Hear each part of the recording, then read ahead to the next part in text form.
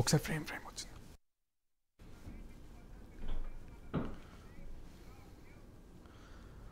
Right. Botsa Satyanarayana AP assembly ఎన్నికల కోసం YCP నియోజకవర్గాలకు సంబంధించి 2వ లిస్టు విడుదల కానుంది. దీనికి సంబంధించి బొత్స సత్యనారాయణ మీడియాతో మాట్లాడుతున్నారు. లైవ్లో చూద్దాం. కూడా మరి చేశాము, అవన్నిటిని కూడా ఇప్పుడు మీ ద్వారా తెలియజేస్తున్నాము. ఎందుకంటే మా ఆలోచన ఒకటే,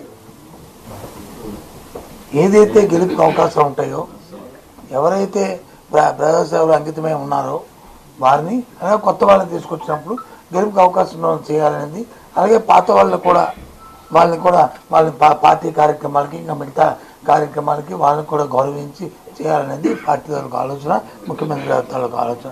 ఆ నేపథ్యంలోనే ఈరోజు 27 స్థానాలకి మరి చేశాము. వరుసగా మరి చదువుతాం, తమ అందరూ కూడా దాన్ని తీసుకోవాల్సిందిగా కోరుతున్నాం. అనంతపురం ఎంపీగా ప్రస్తుతం మంత్రిగా ఉన్న శంకరనారాయణ గారిని, బాలగుండ్ల శంకరనారాయణ గారిని అనంతపురం ఎంపీగా ఆయనకి మరి ఎంపిక చేయడం జరిగింది. అలాగే హిందూపూర్ ఎంపీగా శ్రీమతి జోలదరాజి శాంత, ఆవిడ కూడా మాజీ పార్లమెంట్ సభ్యురాలు, ఆవిడని మరి దాని ఎంపీగా ఆవిడని ఎంపిక చేయడం జరిగింది. అలాగే అరకు ఎంపీ ఎస్టీ, ఆ ఎంపీగా శ్రీమతి కొట్టుగుళ్ళ భాగ్యలక్ష్మి, అంటే ఇప్పుడు పాడేరు ఎమ్మెల్యేగా ఉన్న భాగ్యలక్ష్మిని ఆవిడని అరకు ఎంపీగా ఆవిడని ఎంపిక చేయడం జరిగింది. అలాగే రాజాం ఎస్సీ కాన్స్టిట్యున్సీకి ఎమ్మెల్యేగా డాక్టర్ తాళ్ళ రాజేష్, ప్రముఖ డాక్టరు, స్థానికుడు, ఆ డాక్టర్ తాళ్ళ రాజేష్ని ఆయన్ని ఎంపిక చేయడం జరిగింది. అలాగే అనకాపల్లి ప్రస్తుతం ఉన్న మన మంత్రి గారిని వారిని వచ్చి వారి సేవలు నిర్వహించుకుంటూ, అలాగే మలసాల భరత్ కుమార్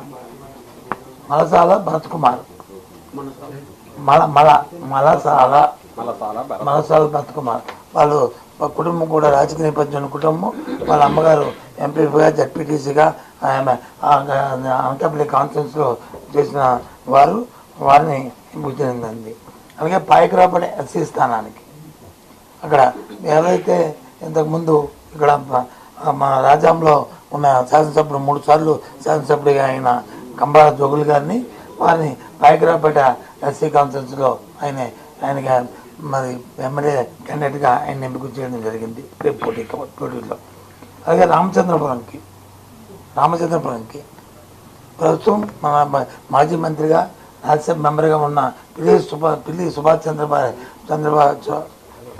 చంద్రబోస్ గారి కుమారుడు పిల్లి సూర్యప్రకాష్ని ఆయన్ని అక్కడ అభ్యర్థిగా నిర్ణయించడం జరిగింది.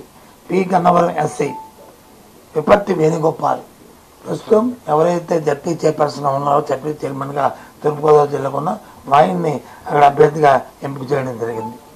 పిఠాపురం శ్రీమతి వంగా గీత గారు తెలియని వాళ్ళు లేరు, ఆవిడ రాజ్యసభ మెంబర్గా, అలాగే పార్లమెంట్ సభ్యురాలుగా ఇప్పుడు ప్రస్తుతం, అలాగే మా జిల్లా చైర్మన్గా చేసిన వంగా గీత గారిని, ఎమ్మెల్యేగా చేసిన వంగా గీత గారిని పిఠాపురంకి ఆవిడని అభ్యర్థిగా నిర్ణయించడం జరిగింది. ప్రస్తుతం కాకినాడ లోక్సభ. జగ్గంపేటకి తోట నరసింహం గారు మాజీ మంత్రి గారు, ఆయన అంతకుముందు మాజీ మంత్రి గారు చేశారు, ఆయన్ని అక్కడ అభ్యర్థిగా నిర్ణయించడం జరిగింది. ప్రతిపాడు వరపుల సుబ్బారావు మాజీ శాసనసభ్యుడు, అలాగే మాజీ సెంట్రల్ బ్యాంక్ అధ్యక్షుడు చేశాడు, అతన్ని అక్కడ మరి అభ్యర్థిగా నిర్ణయించడం జరిగింది. అలాగే రాజమండ్రి సిటీ మార్గాన్ని భరత్, ఆయన ప్రస్తుతం పార్లమెంట్ సభ్యుడు, రాజమండ్రి పార్లమెంట్ సభ్యుడు ఉన్నాడు, ఆయన్ని సిటీ తాలూకా శాసనసభ స్థానానికి ఆయన ఎంపిక చేయడం జరిగింది, ఆయన అభ్యర్థిగా నిర్ణయించడం జరిగింది. రాజమండ్రి రూరల్ చెల్లిపోయిన వేణుగోపాలకృష్ణ, ఇప్పుడు మంత్రిగా ఉన్న బీసీ వెల్ఫేర్ పర్యవేక్షిస్తున్న వేణుగోపాలకృష్ణని ఆయన అక్కడ అభ్యర్థిగా నిర్ణయించడం జరిగింది. ఆయన ఇంతకుముందు జిల్లా చైర్మన్గా కూడా మరి మా తూర్పుగోదావరి జిల్లాకు చేసిన వ్యక్తి ఆయన. అలాగే పోలవరం ఎస్టీ కాన్స్టిట్యున్సీకి శ్రీమతి తెల్లం రాజ్యలక్ష్మి, ఎవరైతే బాలరాజు గారు ఉన్నారో సీనియర్ శాసనసభ్యులు, వారి తాలూకా సతీమణి రాజ్యలక్ష్మి గారిని ఎంపిక చేయడం అక్కడ అభ్యర్థిగా నిర్ణయించడం జరిగింది. కదిరి బిఎస్ ముక్బాల్ అహ్మద్ మైనార్టీకి చెందినవాడు, స్థానికుడు, ఆయన్ని అక్కడ అభ్యర్థిగా రేపు అక్కడ శాసనసభ స్థానానికి అభ్యర్థిగా నిర్ణయించింది కదిరికి. Yerragondapalem SC Tatiparthi Chandrasekhar SC constituency Yerragondapalem అక్కడ. ఎమ్మిగనూరు మాచాని వెంకటేష్ ఒక బలహీన వర్గాలకు సంబంధించిన వ్యక్తి. ఆ మాచాని వెంకటేష్ని అక్కడ మరి అభ్యర్థిగా శాసనసభ స్థానానికి పార్టీ తరఫున అభ్యర్థిగా నిర్ణయించడం జరిగింది. తిరుపతికి బొమ్మన అభినయ రెడ్డి ఎవరైతే ప్రజెంట్ శాసనసభ్యుడిగా టీటీడీ చైర్మన్గా ఉన్న కరుణాకర్ రెడ్డి గారి కుమారుడు అభినయ రెడ్డిని వచ్చి అక్కడ శాసనసభ స్థానానికి అభ్యర్థిగా నిర్ణయించడం జరిగింది. గుంటూరు ఈస్ట్ శ్రీమతి షేక్ నూరి ఫాతిమా ఎవరైతే మరి గుంటూరు ఈస్ట్కి ఎమ్మెల్యేగా ఉన్న వారి తాలూకా కుమార్తెని అక్కడ మరి ఈ స్థానానికి వచ్చి ఎమ్మెల్యేగా మా అభ్యర్థిగా నిర్మించడం జరిగింది. మచిలీపట్నం పేర్ని కృష్ణమూర్తి ఎవరైతే ఇప్పుడు పేర్ని నాని గారు ఉన్నారో మరి వారి తాలూకా తనయుడు మరి కృష్ణమూర్తి గారు, అంటే వాళ్ళ నాన్నగారు పేర్ని కృష్ణమూర్తి గారు అని ఎక్స్ఎంపీ గారు ఎక్స్ మినిస్టర్ గారు ఉండేవారు. ఆ కృష్ణమూర్తి గారి పేరునే ఈ అబ్బాయి కూడా పెట్టారు. ఆ కృష్ణమూర్తి మళ్ళీ ఇప్పుడు పోటీ చేస్తున్నాడు, నాని గారి అబ్బాయి. వారిని అభ్యర్థిగా నిర్ణయించడం జరిగింది. అలాగే చంద్రగిరికి చెవిరెడ్డి మోహిత్ రెడ్డి, చెవిరెడ్డి భాస్కర్ రెడ్డి స్థానిక శాసనసభ్యుడు ఇప్పుడు అక్కడ శాసనసభ్యుడు ఉన్నాడు. వారి తాలూకా తండ్రి మోహిత్ రెడ్డిని అభ్యర్థిగా నిర్ణయించడం జరిగింది. అలాగే పెనుగొండకి శ్రీమతి కేవి ఉషాచరణ్ ఇప్పుడు ప్రజెంట్ మంత్రిగా ఉన్నారు. మరి ఉమెన్ చైల్డ్ వెల్ఫేర్ మినిస్టర్గా ఉన్న ఎవరైతే ఉషాచరణ్ ఉన్నారో వారిని అక్కడ మరి అభ్యర్థిగా నిర్ణయించడం జరిగింది. కళ్యాణదుర్గంకి తలాది రంగయ్య ఎవరైతే అనంతపురం ఎంపీగా ఉన్నారో ఇప్పుడు ప్రజెంట్ ఎంపీగా ఉన్నారో వారిని కళ్యాణదుర్గం శాసనసభ స్థానానికి అభ్యర్థిగా పార్టీ తరఫున నిర్ణయించడం జరిగింది. అరకు ఎస్టీ శ్రీమతి గొట్టేటి మాధవి ఈవిడి ఇప్పటి వరకు అరకు పార్లమెంట్ సభ్యులుగా ఉన్నారు.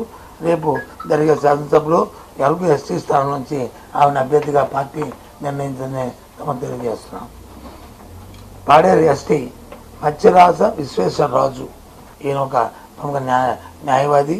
ఆయన ఆ న్యాయవాదిని విశ్వేశ్వరరాజుని అక్కడ పాడేరు ఎస్టీ స్థానానికి ఆయన్ని శాసనసభ అభ్యర్థిగా మా పార్టీ తరఫున నియమించడం జరిగింది. విజయవాడ సెంట్రల్ అని ప్రస్తుతం మాజీ మంత్రిగా చేసి ప్రస్తుతం ఎమ్మెల్యేగా ఉన్న వెల్లంపల్లి శ్రీనివాసరావుని విజయవాడ సెంట్రల్కి అభ్యర్థిగా నియమించడం జరిగింది. అలాగే విజయవాడ వెస్ట్కి షేక్ ఆసిఫ్ ఇప్పుడు మైనార్టీ కార్పొరేషన్ చైర్మన్గా ఉన్న షేక్ ఆసిఫ్ని ఇంతకుముందు ఇన్ఛార్జ్ కూడా ఉండేవారు. ఆయన్ని అక్కడ అభ్యర్థిగా నిర్ణయించడం జరిగిందనే విషయాన్ని మీ ద్వారా తెలియజేస్తున్నాము.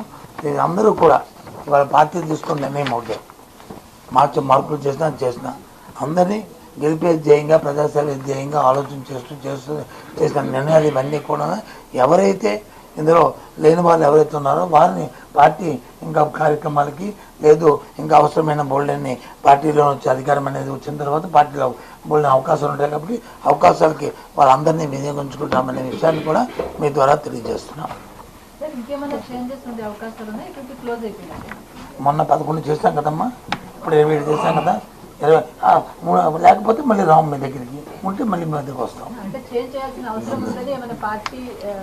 పార్టీ ఆఖరి వరకు కూడా పార్టీ గెలిపే ధ్యేయంగా 175 స్థానాలు గెలిపే ధ్యేయంగా ఆఖరి వరకు కూడా ఈ ప్రక్రియ జరుగుతూనే ఉంటుంది.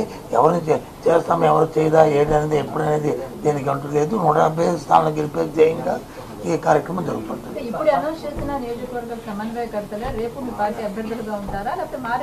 చెప్పాను కదా ఉంటారని చెప్పి చెప్పింది, అనౌన్స్ చేస్తాను.